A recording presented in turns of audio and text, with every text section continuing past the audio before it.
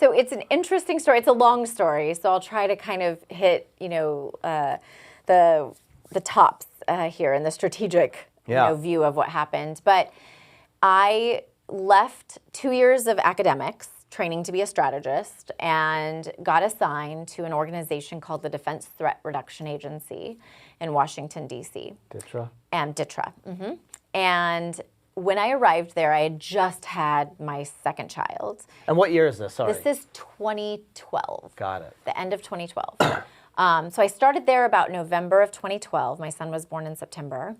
And I was pretty exhausted, right? I had 2 children, and I remember going into my boss's office and he's like, okay, this is what we do with the Defense Threat Reduction Agency. You're going to be a strategic planner for combating weapons of mass destruction, which includes nuclear weapons, chemical weapons, biological weapons. I was a pilot. I knew nothing, right? But I was a trained strategist, so I can think about problems, right, in a very innovative and thoughtful way. But this is not my area of expertise whatsoever. So he said you could, work on deliberate planning in the combatant commands. So whether that was in Africa with AFRICOM or Central Command or European Command, right? Southern Command. Like I could pick a geographic region to focus on this planning effort. Or he was like, so, Syria's in this civil war. There's like this little idea that they have chemical weapons and what happens if they use them. And I need someone to lead that team. Interesting. You could do that. I mean, nothing's really going to happen in Syria with chemical weapons. Or you could do this other planning, which you'll have to travel and da-da-da. So I was like, oh, I'll take the easier job. Because to be honest, I was pretty exhausted at that point in my life. Shortly thereafter, I found myself in London briefing, our allies on the plans we were developing just in case Syria used their chemical weapons. And it was a plan for the U.S. and allied forces to retaliate against Syria if they did use a military strike per se? So we didn't know what was going to happen or how the international community was going to respond, how Syria was going to respond, how the Russians were going to respond, right? So we were literally planning every branch and sequel, right, of possibilities. We have to go in there with special operations to get the stuff. They turn it over to us, and we go in there with a large-scale force and take it from them. There were a lot of different Was this around the time the UN was doing the inspections? Didn't we send people there to do these inspections? So, yes, although this is right before they let us in to do the inspections. Okay. Like there was always, we knew they had chemical weapons, but weren't 100% sure, nor did we know where they were. So there you are planning all the what ifs. All the what ifs. Interesting. And then in August of 2013, they actually used chemical weapons on their people, which then created, Obama set a red line, created this international kind of incident. What are we going to do? They crossed the red line, used chemical weapons. How are we going to handle this situation? What ended up happening, big picture, is they did turn over the chemical weapons to the international community. They allowed inspectors in there to inspect the facilities where they were being held, the kinds of containers they were in. And then they agreed to turn over 1,500 metric tons of the precursors for sarin gas, as well as mustard. So we had, now how do we get this stuff out of a country that's in the middle of a civil war, and then where do we destroy it? Because the only way you can really destroy these types of precursors for chemical weapons is you have to significantly dilute them, right? Hydrolysis. Was one of your plans, that they were going to just voluntarily give up their weapons? It was potential. I mean, that was not anything we all thought was going to happen, but we did plan for whether, and I guess I would say whether we went in there and took it or they turned it over, right? Then what we do with it was the same plan, right? It was just once it's out of the country, now what do you do with it? And there were different ways that we would get it out of the country, right? So we had different plans. But, to make this the extremely long story short, we negotiated through the Russians, right? They ended up turning it over to the international community. And then the question was, how do you destroy these weapons?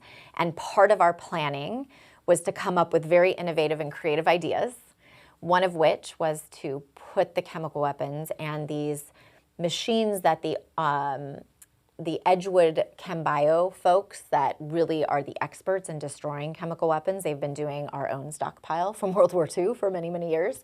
And they are very creative in coming up with solutions.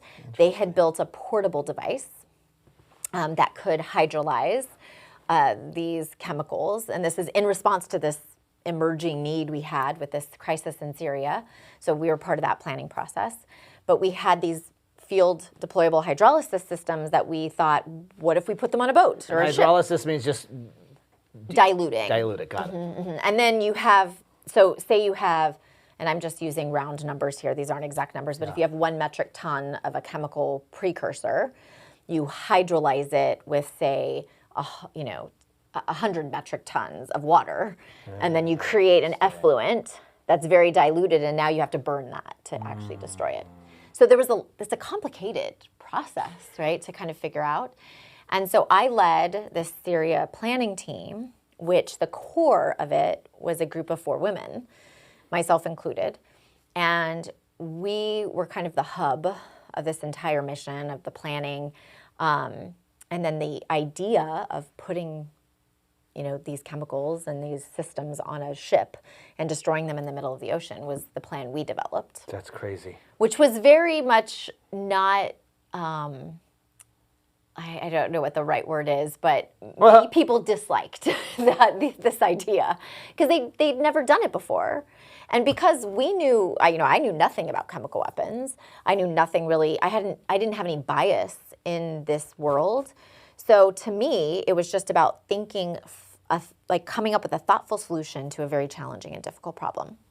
And so this is kind of one of the options we created amongst a lot of others, but it ended up being the one the government went with at the end of the day, because it really was, we went through A, B, C, D, E, F, G, and it was a good thing we had this option at the end of the alphabet because literally every other option was...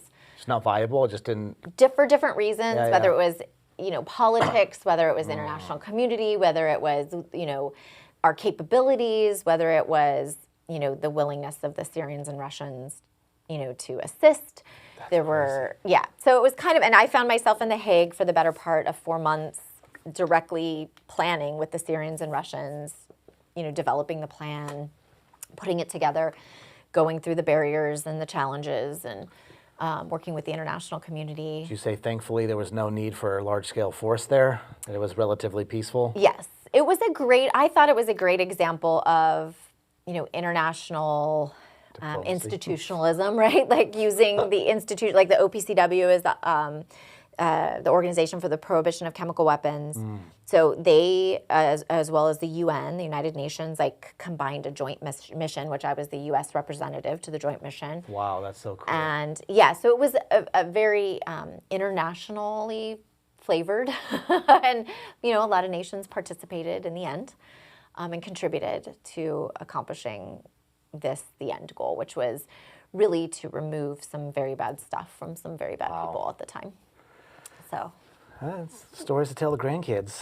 Yeah, well, and insane. it's interesting that it's just coming to light now. I mean, it's been something that, when you're in the military, as you know, you just do your mission and you do your job, and you're very proud of the things that happen. And a lot of times, you get a pat on the back, or you get job well done, and then you move on to the next mission, right? Yeah. And right after that, I took command of a unit. I didn't really have time to, reflect on the experience until well later. So I've just recently kind of started sharing the story because I think it's a great example, especially since there was a group of us women that were able to come up with something innovative in a space that we weren't really familiar or experts in, that changed, the trajectory of this particular episode in, history. So, and I want to hopefully create this environment where more women will think, that that's something, and I was a young mother at the time, I had 2 small children and, an active duty spouse. And, I want other people to know that they can do this. I'm not superhuman. I'm not anything special. I just, was dedicated to the end goal of the mission. I could see the vision for the future. And I had that passion and purpose of like wanting to make the world a better place.